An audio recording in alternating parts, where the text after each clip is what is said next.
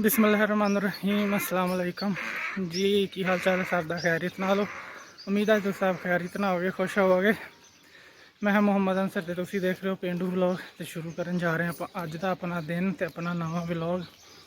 तो चलते हैं जी जाके पहले तो मझ नूं देखते हैं, मझ चोण वाली आ। उस तो बाद बाकी बुकी काम करते हैं अपने। तो जिन्हें जिन्हें चैनल सबसक्राइब नहीं किया जल्दी जल्दी सबसक्राइब कर दो। तो अपनी वीडियो में लाइक तो शेयर भी कर दिया करो। तो नाले कोशिश कराया करो कि अपने चंगे चंगे कमेंट करके सानू दस दिया करो कि सानू साडी वीडियो किद्दां लगी। चलो जी हुण आपां चलते हैं, अज का काम शुरू करते हैं, अपना अज का दिन शुरू करते हैं। गर्मी अज भी बहुत ज़्यादा, हजे सुबह का तकरीबन 5:30 बजे का टाइम आ। तो पसीना हुणे ही आना शुरू हो गया। तो इत्थों ही अंदाज़ा लग रहा कि अज कितनी गर्मी होनी है। चलो जी फिर गर्मी है तो काम तो आप अपने करने ही करने हैं। चलते हैं अपने अज के काम करते हैं तो नाल तुहानू अज का माहौल दिखावांगे तो नाल इंशाअल्लाह आप गपशप करते रहेंगे। चलो जी मिलते हैं फिर आप बाहर जा। सुबह सुबह का टाइम आ तो मैं असी मझ चोण तो तुसी सूरज देखो निकल रहा तो कैसा सोहना मंजर बनया होया। पिछे सूरज हल्का जहा नज़र आ रहा तो अगे बदल इदा जिदा पहाड़ी होंगी। माशाअल्लाह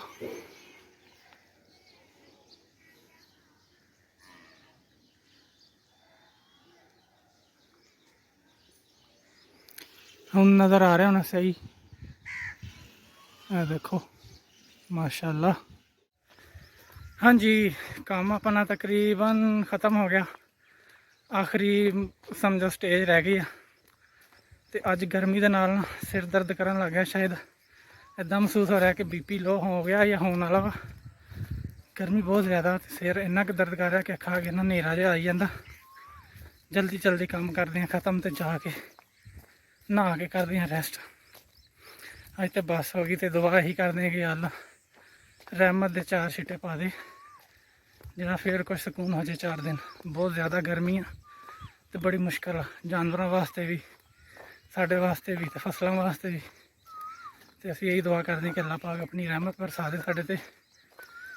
चलो काम ख़त्म कर दें तो बाकी गलबात फिर।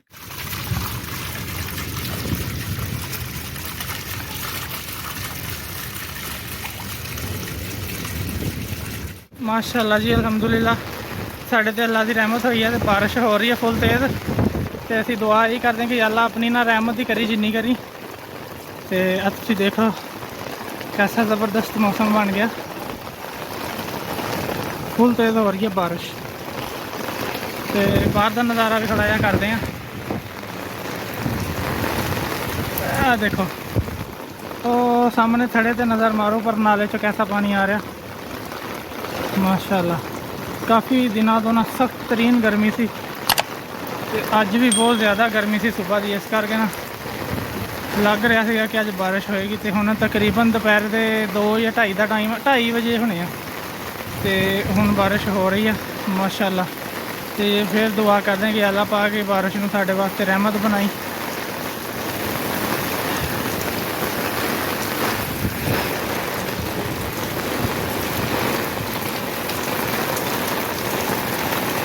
हाय हाय हाय क्या बात है। मेरी चले हैं उत्थे जाके नज़ारा करते हैं बारिश का। इतने हवा बहुत आ। छतरी टुट जानी। अल्हम्दुलिल्लाह या अल्लाह तेरा शुक्र है जी तेरी रहमत की बरसात हो रही है। बहुत ज़्यादा ज़रूरत सी फसलों भी, जानवरों भी तो इंसानों भी। सारी तेरी मखलूक ना बारिश के वास्ते तरस रही तो इन सारे वास्ते अपनी रहमत बनाई, किसी वास्ते यह अजाब ना बने। तो या अल्लाह पाक तू करम करी, खैर करी। चलो जी हुण मैं कर ला बारिश इंजॉय तो फिर आप मिलते हैं बारिश तो बाद। फिर बारिश तो बाद नज़ारा करवाने थानू कि अज चिक्कड़ किन्ना क होया ते किन्ना क नहीं। फिलहाल तो बारिश शुरू हुई है, तकरीबन 15-20 मिनट हो गया बारिश शुरू हुई नूं। तो पहले तो अपन चीज़ां चूज़ां संभालते काफ़ी टाइम लग गया, 10-15 मिनट जोड़े लगने से लग गए। तो हुण आप बारिश इंजॉय करते हैं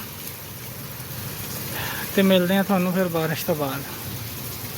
मेरी छतरी भी सारी मुड़ मड़ गई है, हवा तेज़ हो गई थी मैं उन्होंने भी सही अल्हम्दुलिल्लाह साढ़े ते अल्लाह की रहमत हुई तो असी फिर यही दुआ करते हैं कि अल्लाह जिन्नी पाई अपनी रहमत ही पाई क्योंकि सानू तेरी रहमत की ज़रूरत है।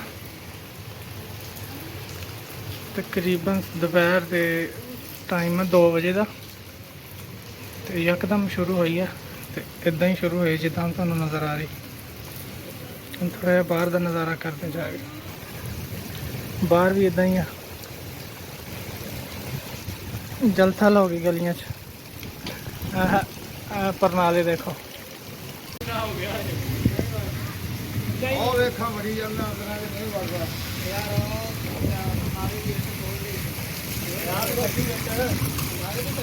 हाँ बनया पे साडी गली का छप्पड़ सारा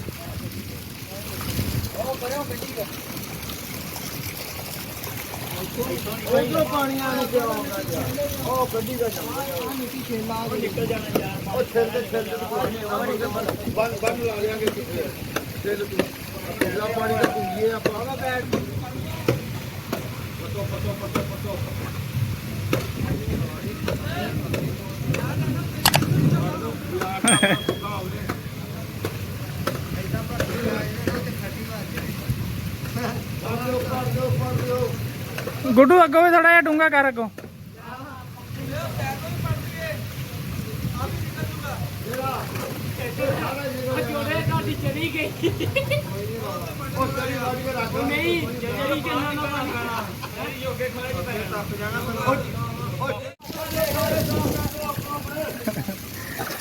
गली दे विच सारा पानी जमा हो गया ना, लंघने वास्ते रास्ता ही नहीं रहा।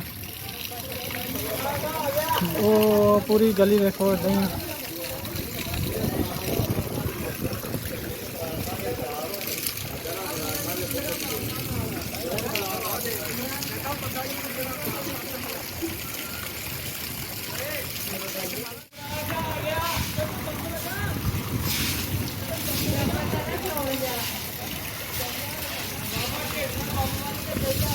बस यही थोड़ी जी मुश्किल है पिंड च, होर कोई टेंशन नहीं।